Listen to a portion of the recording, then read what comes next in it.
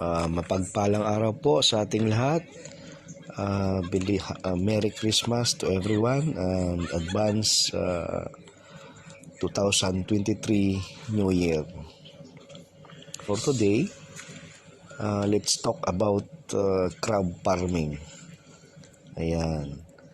Kasi sa aming palaisdaan, nag-aalaga din po kami ng crab o mud crab or alimango. Ayan po, nakita nyo sa video, napakalaki po ng aming alimango. Mga 4 months na po yan. Ayan. So yung iba dyan, dinadala namin dun sa market for export. At yung iba naman ay for local consumption dito sa aming lalawigan. Yan. Sa pag-aalaga po ng alimango, madali lang po. Hindi po siya gaanong magastos.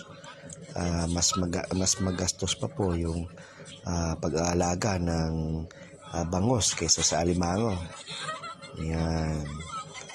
At sa aking palagay, mas malaki yung kikitain mo pag alimango yung inaalagaan. Kasi sa market guys, napaka-demand yung alimango. Lalo na pag may mga occasion, December, Chinese New Year, at iba pa po na kailangan nilang maghanda o mayroon silang mga salo-salo o party. Ayan. Nakakatuwa yung alimango, napakalaki. Ayan. So nung pag-uwi namin sa Pinas, ayan po, nagpahuli kami ng alimango para sa aming personal consumption. At napakataba po ng aming alimango. Organic po yung aming alimango. Yung feeding namin dyan lang. Mga shell lang, wild shell na galing sa ilog. Yun lang pinapakain namin. Ayan.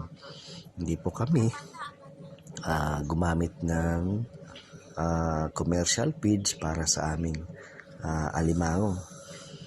Napaka-challenging po yung business na ganito. Ayan.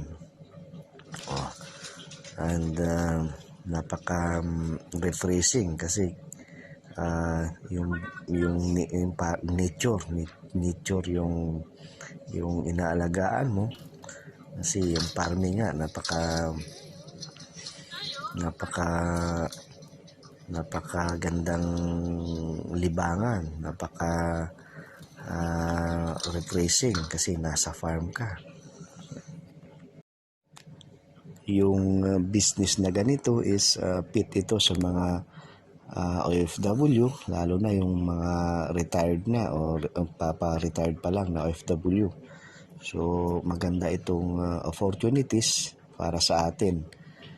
Ayan. So sana na-inspired ko yung aking followers o kahit hindi ko followers na maaabot nitong video na mag-engage tayo sa farming.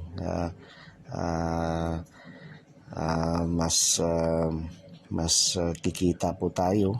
At the same time, kung hilig mo yung farming, yung passion mo, ito yung ni-recommend ko sa yung pag-aalaga ng alimango. Malaki po yung kita natin sa mud crab farming. That's all guys. Thank you for today. And once again, may this coming New Year will be prosperous to everyone. Thank you.